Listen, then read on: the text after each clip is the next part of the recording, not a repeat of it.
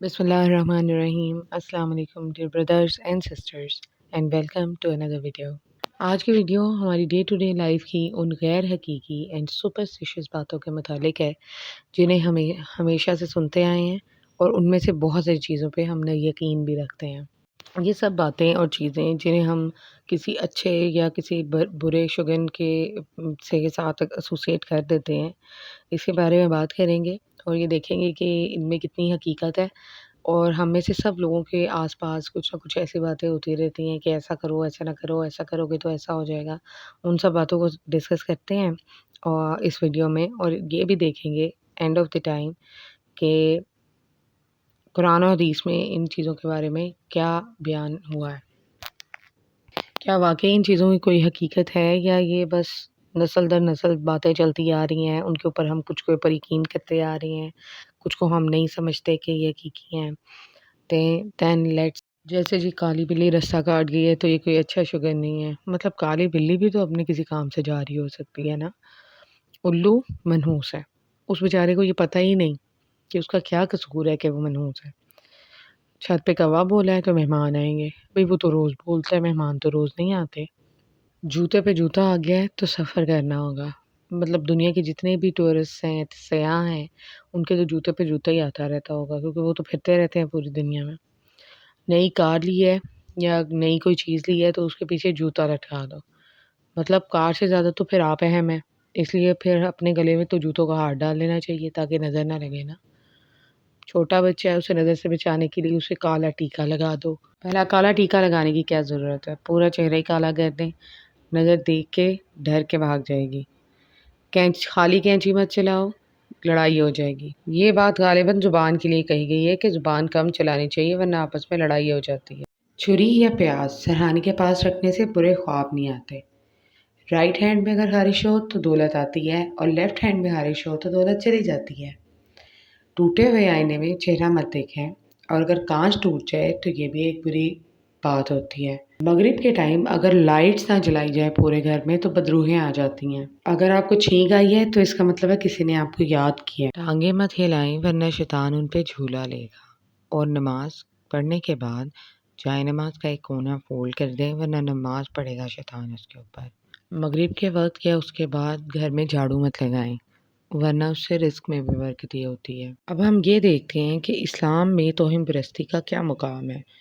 تو اسلام میں توہم پرستی کو بہت سختی سے رد کیا گیا ہے، کیونکہ زمانہ جاہلیت میں بھی بہت ساری توہم پرستی تھی لوگوں کے اندر۔ عرب معاشرے میں بیٹی کی پیدائش کو منحوس سمجھا جاتا تھا۔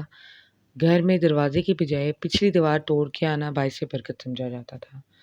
آپ صلی اللہ علیہ وآلہ وسلم کے لگتے جگر حضرت ابراہیم علیہ السلام کی وفات کے دن سورج کو گرہن لگ گیا۔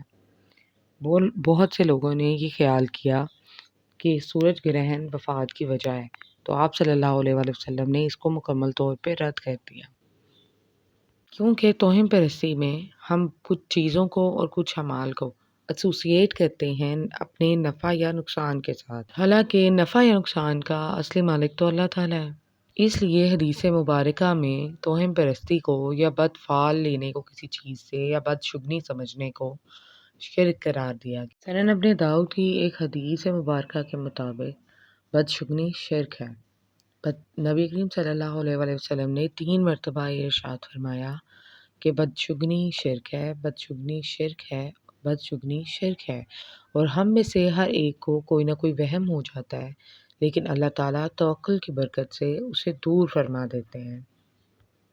ایک اور حدیث میں ابو ہریرہ رضی اللہ تعالیٰ عنہ رپورٹ کرتے ہیں کہ نبی کریم صلی اللہ علیہ وآلہ وسلم نے فرمایا، چھوت لگنا، بد شگنی لینا، الو کا منحوس ہونا اور سفر کا منحوس ہونا، یہ سب لغو خیالات ہیں، یعنی یہ غلط باتیں ہیں۔ کچھ لوگ زیادہ سپرسٹیشس ہوتے ہیں اور کچھ کم ہوتے ہیں، مگر اس کی کیا وجہ ہو سکتی ہے؟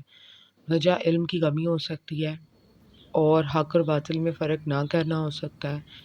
سینہ بسینہ یا کہہ لیں کہ نسل در نسل چلتی ہوئی یہ باتیں ہو سکتی ہیں جن کو ایز اٹ از مان لیا جائے اور قرآن و سنت سے رہنمائی نہ لی جائے کسی بھی چیز کے بارے میں۔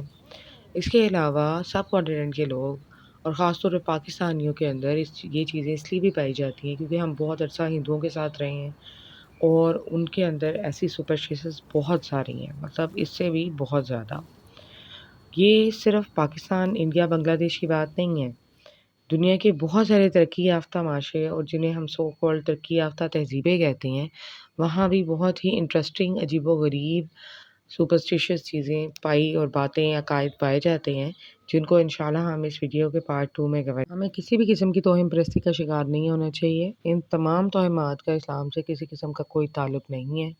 ہمارے لیے علم حاصل کرنے اور حق و باطل میں فرق کرنے کا معیار قرآن و حدیث ہے، اور نفع نقصان کا واحد مالک اللہ تعالیٰ ہے۔ کسی مہینے، کسی جانور یا کسی چیز سے کوئی نفع یا نقصان حاصل نہیں ہو سکتا۔ یہ ضرور ہے کہ آپ کے اعمال جو ہیں وہ اچھے ہونے چاہیے، کیونکہ سورۃ النساء میں اللہ تعالیٰ ارشاد فرماتے ہیں کہ تمہیں جو بھی نفع پہنچتا ہے وہ اللہ تعالیٰ کی طرف سے ہے، اور جو نقصان تمہیں پہنچتا ہے وہ تمہارے اپنے اعمال کی وجہ سے پہنچتا ہے۔ تو ہمیں اپنے اعمال کو بہتر بنانا چاہیے، بجائے اس کے کہ ہم ان توہمات کے اوپر یقین کریں اور ان چیزوں کے اوپر یقین کرتے ہوئے اپنی زندگی میں خود ساختہ پریشانیاں پیدا کریں۔ آپ بھی کمنٹس میں بتا سکتے ہیں کہ آپ کے آس پاس کس قسم کی توہین پرستی موجود ہے، یا کون سی چیزیں آپ نے سنی ہیں اس ٹائپ کی۔